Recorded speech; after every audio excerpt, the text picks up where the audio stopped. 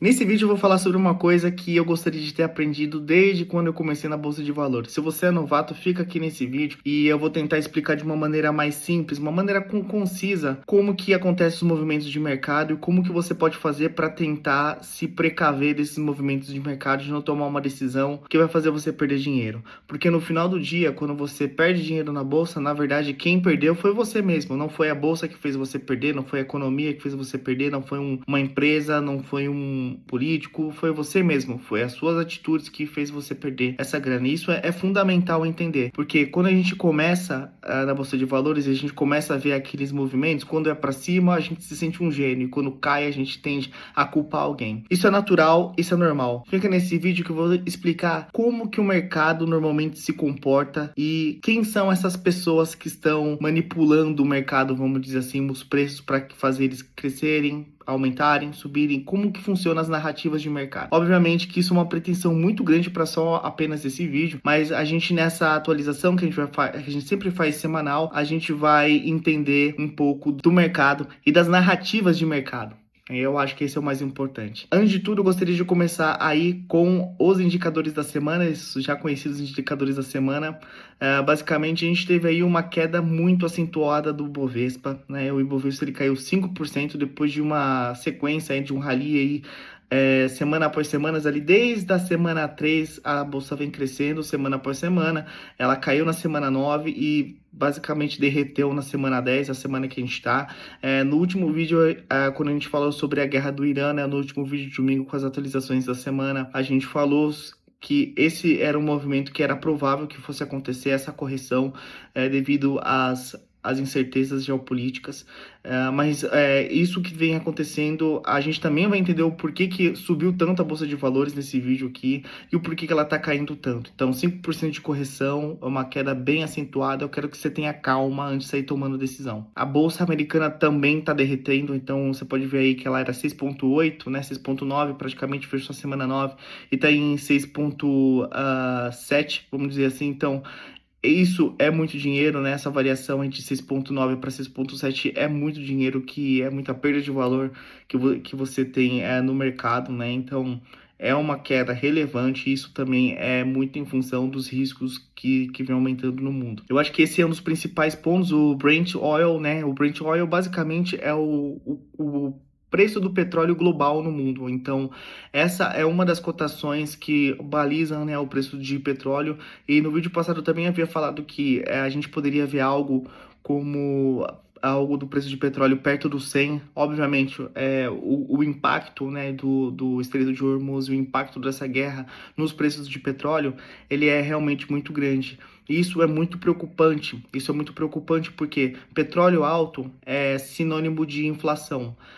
Basicamente, o petróleo ele serve como transporte, como fretes. Então, se você tem um encarecimento nos fretes, você tem uma inflação na veia, uma inflação real muito forte que é muito difícil de você controlar. Porque se o preço de frete ele aumenta, não é só a gasolina que vai aumentar, mas os alimentos aumentam, ah, os bens, né, aumentam, o custo dos bens aumentam.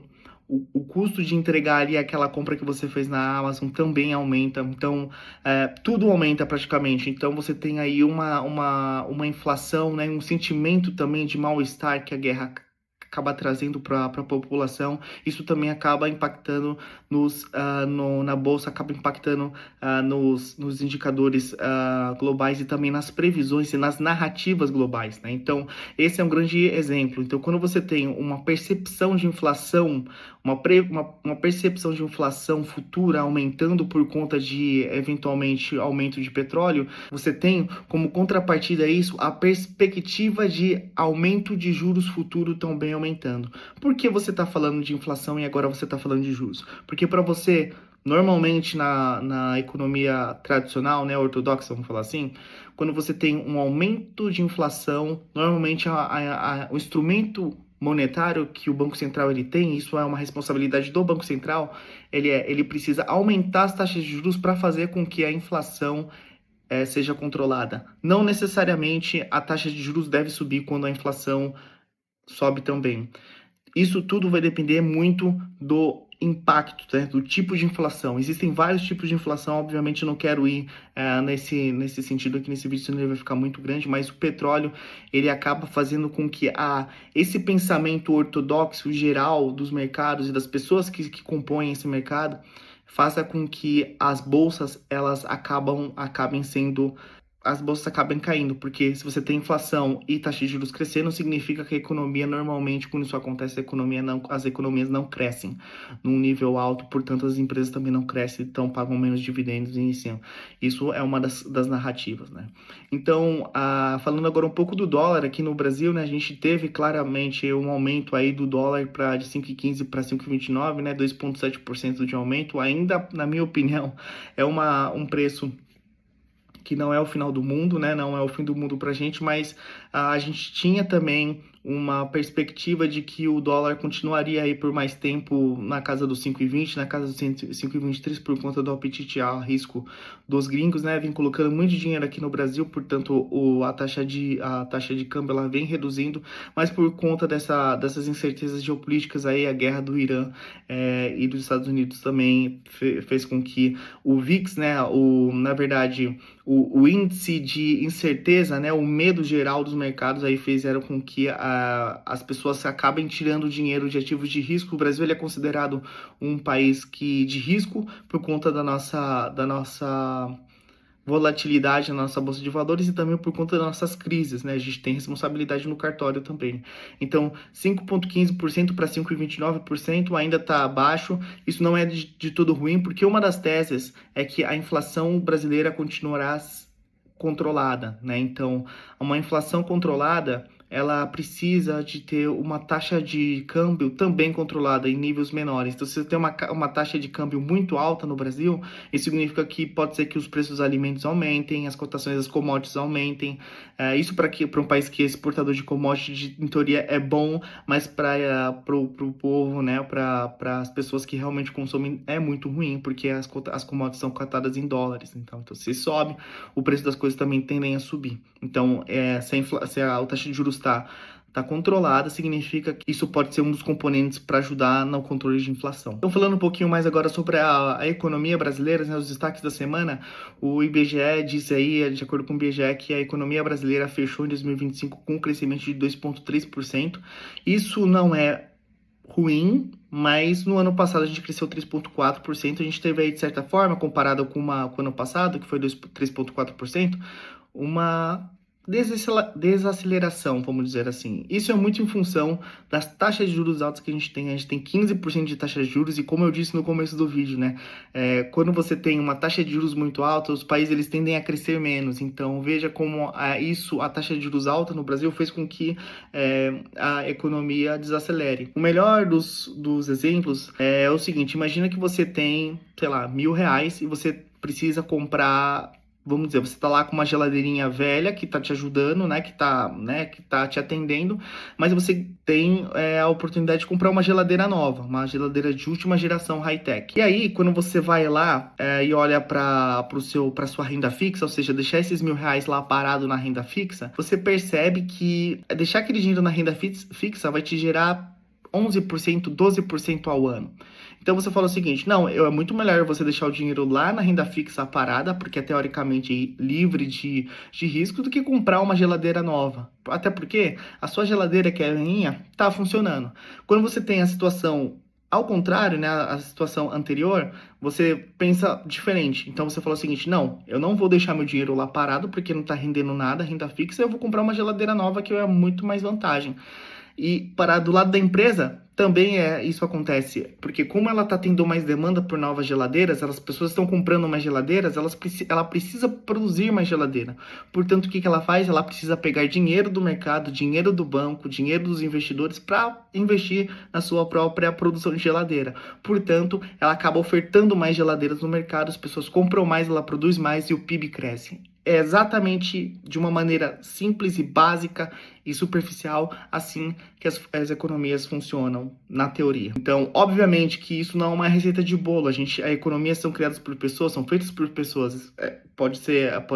Podemos ter situações diferentes, mas via de regra, essa é a receitinha de bolo que normalmente os economistas pensam, né? Essa é a maneira que os economistas costumam pensar. A gente tem aqui uma informação muito importante que corrobora com o que eu disse, que é os gringos aí, eles estão colocando 42 bi, né, de reais na nossa bolsa, então faz com que a nossa taxa de câmbio ela reduza, porque eles estão colocando mais dólares aqui dentro do Brasil e também faz com que a nossa bolsa vá para cima. Então, muito do motivo pelo qual a nossa bolsa cresceu lá desde a semana 3 até a semana 8 é muito função do gringo que tem dinheiro no bolso e ele quer correr mais risco, né? O Brasil, ele é um país de correr risco. E além de correr risco, você acaba comprando ativos que são da economia real, porque o Brasil, ele via de regra, ele produz commodities, né? Então, você acaba tirando, você coloca num ativo que é de risco e é em commodities, é um ativo real, da economia real. Então, existe também, é claro, uma teoria nos investidores americanos que é de diversificação. Você escolheu o Brasil como um país para diversificação também é muito interessante para eles, né? Colocar um pouquinho da carteira deles ali em risco também pode ser uma boa estratégia deles. Isso pode estar corroborando com esses 42,6 bilhões aí de dinheiro, de reais na nossa economia. E além disso, a gente tem uma taxa de juros de 15% e a gente tem uma inflação de 4%, né? Então a nossa taxa real aí está em 10%. Na verdade, não é 15%, a nossa taxa de juros é menor, acho que 14,25%. Pode ser que não esteja lembrando, mas é em torno de 14% aí, então a nossa taxa de juros real é de 10%. Isso não é todo lugar que você consegue encontrar uma taxa real de 10%. Eu acho que só aqui na Rússia você vai conseguir. Olha que a Rússia está em guerra. A economia americana, aí a gente tem aí uma notícia que caiu como uma bomba nessa semana e fez com que a bolsa derretesse. Foi esse ponto aí da queda inesperada, né, dos empregos, de 92 mil empregos, né? Então, a gente pode ver que claramente a economia americana está perdendo tração. Os analistas estavam esperando um crescimento, né, de empregos de 54 mil e na verdade veio ao contrário, muito ao contrário. 92 mil empregos para a economia americana é muita coisa. Então, eu entendo que isso vai corroborar para a narrativa do Trump, que ele tem dito, ele tem atacado o Federal Reserve, né, que é o Banco Central americano, o Powell. Então, muito provavelmente ele vai continuar com essa narrativa de que o Powell ele errou, que o Powell está atrasado, e que, enfim, isso é muito ruim. Isso também corroborou para a queda, né, da Bolsa Americana, né, do S&P 500 nessa semana. Então, assim, uma notícia muito ruim. E, além disso, se a gente tem essa questão das tarifas, né, o Trump também, ele não se ajuda, né, ele não se ajuda. Na minha opinião, isso vai trazer impactos de longo prazo para a economia americana que são muito ruins. Isso pode trazer aí, mas enfim, eu não quero falar de previsão para a economia americana nesse momento, mas esses impactos das tarifas aí globais de 15% é mais um problema que ele vai gerar para as empresas americanas, aí para as pessoas, porque primeiro que as empresas elas vão repassar essas tarifas de 15% no mesmo nível que estava no ano passado. É muito difícil para as empresas, porque as empresas, ao invés de ter um departamento lá de pessoas que são muito boas, que eles deveriam estar focando em desenvolver melhor seus produtos, em criar estratégias de mercado, gerar valor de mercado, eles estão gastando seu tempo calculando tarifa, né? Tarifa, isso não gera valor agregado nenhum para a economia. Então, isso é muito ruim. Tarifas, eles não geram só o impacto de preço, mas ele gera um impacto operacional muito custoso para as empresas. As empresas elas ficam muito improdutivas, porque elas acabam perdendo muito tempo com esse tema de tarifa, negociando tarifa. Ninguém está negociando novos projetos, estão negociando tarifa. Então, esse é um problema muito ruim. Eu não gosto desse tema de tarifa. Eu acho que quanto mais complexidade dentro da economia, dos negócios, é ruim. E agora, para finalizar com a questão do mundo, né? A gente tem aí essa questão muito triste, que é a guerra no Oriente Médio. Mais uma semana de guerra no Oriente Médio, né? Os Estados Unidos, ele exige a rendição incondicional do Irã, né? Então, isso significa que o Irã já disse que não vai se render tão fácil. Então, isso significa que a guerra pode se estender. E se a guerra se estender, isso significa que o preço do petróleo ele pode ficar alto por mais tempo, portanto, inflação na veia. Então, tudo isso que eu estou dizendo para vocês é uma maneira que normalmente o mercado ele entende as notícias e ele começa a criar narrativas, né? Então, obviamente, né, eu joguei muita informação aqui, mas aqui vai a grande sacada, né? O mercado ele vive de narrativas, ele fica tentando antecipar o tempo todo o que vai acontecer. Ele tenta antecipar o que vai acontecer com a taxa de juros e ele acaba, de certa forma, olhando a taxa de juros futuro. Ele olha lá para frente e ele pensa, a taxa de juros hoje no Brasil é 14, provavelmente com essa alta do petróleo, pode ser que não caia para 12 até o final de 2026, até o final desse ano. Vai cair para 14, vai continuar em 14% até o final desse ano.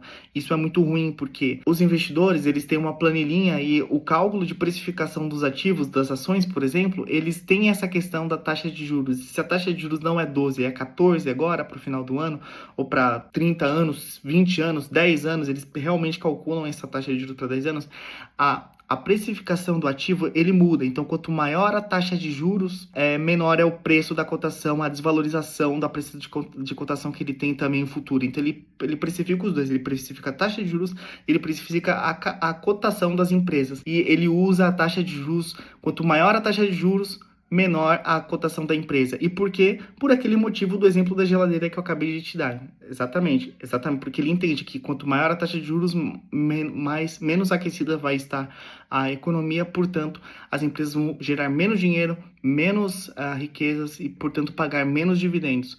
E aí, isso acaba tendo um movimento de mercado que é ao contrário do que estava todo mundo esperando. As narrativas realmente mudam de uma hora para outra, principalmente no mundo conectado como a gente tem. Então, para você que está começando agora, o que eu vou te dizer é o seguinte, cara, calma e aconteça o que acontecer, você entrou agora, eu espero que você tenha uma exposição pequena ainda na Bolsa de Valores, porque você é um novato, então você não colocou muita grana dentro da bolsa porque você está iniciando. Continua comprando, mesmo que as bolsas caiam, continua comprando, não vende. Porque se você vender, você vai realizar, você comprou na alta e você realizar na baixa. Por quê? Porque alguém no mercado, ele está tentando prever o que vai acontecer e, portanto, ele vai jogar a cotação lá para baixo. É um especulador. Você não é um especulador, você é um investidor. Você compra porque você quer usufruir da riqueza que aquela empresa, daqueles ativos que aquela empresa tem para oferecer para você. Então, geração de riqueza das empresas. Tá rolando lá o problema lá no Irã, não tá caindo bomba lá no Itaú, não tá caindo bomba lá na Klabin, não tá caindo bomba nas empresas que estão cotadas na bolsa. Não, elas estão ainda lá.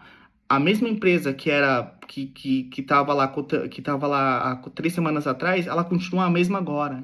A cotação dessas empresas estão sendo vítima de especuladores. Então, calma, porque você ainda está comprando boas empresas. Se você estiver comprando boas empresas, obviamente. Mas se você está comprando uma empresa que está endividada, que está pagando muito juros porque ela está muito alavancada, pô, a chance dela quebrar é muito grande, porque se também a taxa de juros fica alta há muito tempo, pode ser que ela não consiga pagar os juros, né? E, enfim, mas é isso, não saia do jogo, eu preciso que você tenha calma, não venda tudo em pânico no fundo, e se você colocou mais dinheiro do que você deveria colocar, calma, é importante que você tenha calma e que você não saia do jogo simplesmente porque você está emocionado. Era isso. Espero que você tenha uma ótima semana 11, tudo de bom, e a gente se vê no próximo vídeo. Tchau, tchau.